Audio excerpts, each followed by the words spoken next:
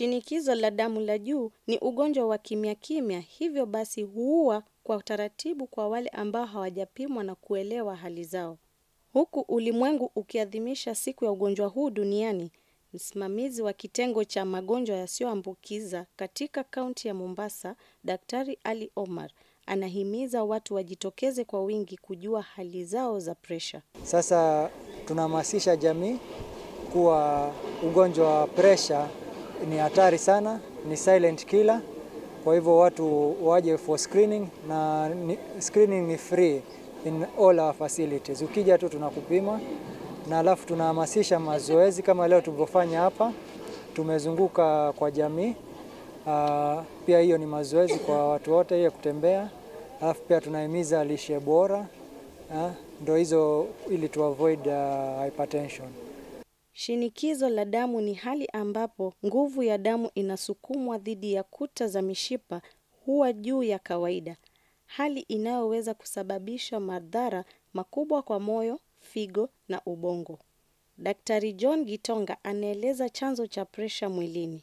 Mtu anafaa kuambiwa akona ugonjwa ya presha saa ile kiwango yake ya presha iko zaidi ya 20, imepanda zaidi ya 20 kutokana na ile kiwango yake ya kawaida. Na hapa kile kitu kinakuanga na changamoto kubwa sana. Ni wangapi wanajua kiwango yao ya presha? Kwa sababu watu hawaendi kila wakati kupimwa presha. Kwa hivyo watu wengi sana wanaishi na bila kujua kiwango yao ya presha iko kiwango gani. So kwa mfano sasa presha yako iko 120/80. Siku ile presha yako itapanda ifike 140 to 100, hiyo inamaanisha imepanda. Sasa presha yako imepanda na 20. Sasa hiyo tunafaa kuingilia pale kuweza kuirudisha penye inafaa. Magonjwa ya presha tofauti kulingana na kile kitu kinasababisha. Watu wengine wanaweza pata ugonjwa wa presha kwa sababu ya ujauzito, wengine hata zingine hazijulikani, zingine katika ile maisha tunaishi, katika zile changamoto zinaweza changia, wengine wanaweza kuwa kwa sababu ya figo na kadhalika. Tunakutana na Mary wa Kesho ambaye ameugua ugonjwa huo na anatueleza vile safari yake ilivyokuwa. Zote presha pamoja na sukari zilinipata 2014. 2014. Yani yote naona kama stabilize. Sijakuwa na shida sana hivyo. Japo sukari ilikuwa sana juu kuliko hiyo pressure, but nashukuru saizi ziko sawa. Hii kliniki imenisaidia. Kwa sababu nikija hapa nilikuwa na sukari yangu ilikuwa ikiwa 20 mpaka 30. Lakini kwa saizi nashukuru Mungu. Kulingana na mazoezi tunayofanya hapa, tukija kama siku ya leo support group, tunafanya mazoezi, mafundisho yale tunayopata kupitia kwa walimu wetu. Naona mimi kwa upande wangu mimi nimefaidi. Kwa sababu sasa hizi kama last time, sasa sijapima, lakini last time ilikuwa 9. So namshukuru Mungu. Lakini je, kuna tiba ya ugonjwa huu? Daktari Gitonga anatutoa taka za masikio hapa. Bila unafaa uelewe, ugonjwa wa presha na ugonjwa wa sukari ni kidogo sana kuseparate hizo magonjwa mawili. Hao tunawasemanga ni magonjwa ndugu na dada.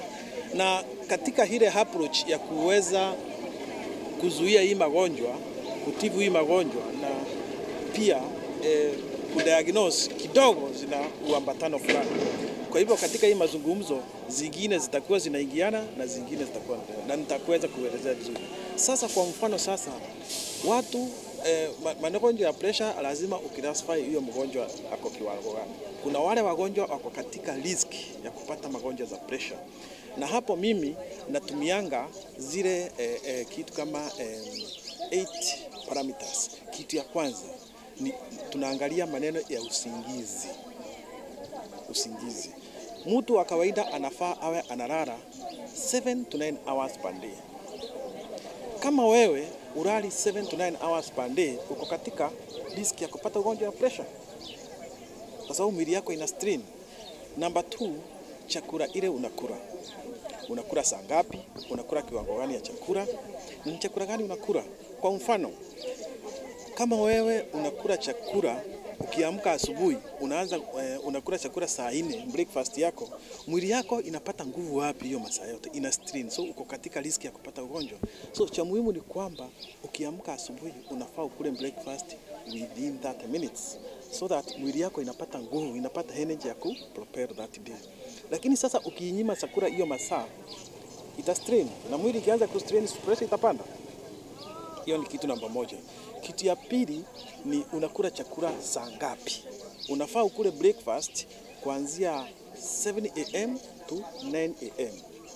Unafaa ukule lunch between 12 to 2 pm. Unafaa ukule supper between 7 pm to 9 pm. Ndio mwili yako ipate isikuje kupata hiyo ugonjwa ya pressure. Ipate kila wakati inapata nguvu. Sasa kitu kingine unafaa uangalie ni unakula chakula namna gani. Unafaa ukule breakfast, ukule lunch, you take a snack in between lunch and supper, and then you take supper. This means what? Mwili yako asubuhi ndio unaamuka, ndio inataka a lot of energy, si ndio? Kama inataka a lot of energy, that means saa hiyo sasa unaipea hiyo energy. Lakini jioni unaipea chakula kidogo ndio inaenda kulala. Na hii mwili inafaa ilale usiku, ipumzike, irekebishe pale sehemu ya mwili penye kumeharibika. Huyo mtu atakuwa na ataweza kupata magonjwa ya pressure na pia magonjwa ya sukari. Sasa so inafaa kuambatana na hiyo. Pia chakula ile unafaa ukule. Chakula unafaa ukule a lot of green vegetables. Okay? Unafaa ukule carbohydrates the size of your fist. Unafaa ukule protein the size of your palm, na ukule mafuta kiwango hii. Na mafuta ni ile inaweza mwagika hivi, sio mafuta ya kuchota. Ukifanya namna hiyo utakuwa umeziweka mbali sana na kupata hii magonjwa. Kitu ya tatu, lazima ufanye mazoezi. Lazima ufanye nini? Ufanye mazoezi. It is recommended ya kwamba uwe unatembea takriban kilomita 2 kila siku. Ama kama utaweza kutembea kilomita 2 kila siku, unafaa kufanya mazoezi kama dakika 30. Unajaruka kamba kwa nyumba yako, unafanya press ups kidogo kidogo pale ya nyumba yako, unafanya mazoezi kidogo kidogo, unafanya namna hii kidogo kidogo, na pia kazi kidogo kidogo zinakusaidia mwili yako kuwa mbali na hiyo ugonjwa ya pressure. Sawa. Tukitoka kwa pressure, kitu kingine unafaa uangalie ni ukue mbali na maneno ya uvutaji wa sigara. Na usikae karibu pia na watu wanavuta sigara, kwa sababu kuna kitu tunaitanga passive smoking. When I smoke here, you are smoking. Because when I burn the cigarette here, ile ingine inachomeka hapa inakuja kwako. Wewe uko katika risk ya kupata magonjwa ya pressure. Kitu kingine unafaa tuangalie ni kilo zetu. Kuna kitu tunaita BMI. BMI yako inafaa kuwa 18 to 24. Lakini siku hizi hatutumii BMI sana, lakini pia ni muhimu kwa sababu vile unazeeka hivi. Kwa sababu BMI inapimwa kulingana na kilo zako na urefu yako. Sasa vile unazeeka hivi, unaona urefu wako inaleta matatizo kidogo. So siku hizi tunatumia kitu kinaitwa body mass index. Kitu kingine body mass index. Body mass index ni pale sisi tunaangalia your hip versus your waist. That means what? Hip yako kwa mwanamke, the ratio between hip na waist ya mwanamke inafaa kuwa 0.8. Ya mwanaume inafaa kuwa 0.9. Kama yako iko namna hiyo, uko katika riski ya kupata ugonjwa wa pressure. Kitu kingine tunafaa tuangalie ni mafuta kwa mwili yako, cholesterol. Lakini kuna mafuta ingine mimi nachukulianga muhimu sana, inaitangwa triglycerides. Hii mafuta inatokananga na vitu kama kukunywa pombe, vitu kama kutumia hizi energy drinks na pia matunda. Ndio inasababisha pia watu kupata magonjwa ya pressure sana. Kitu kingine pia inasababisha hii maneno ni stress. Stress, mawazo mingi sana.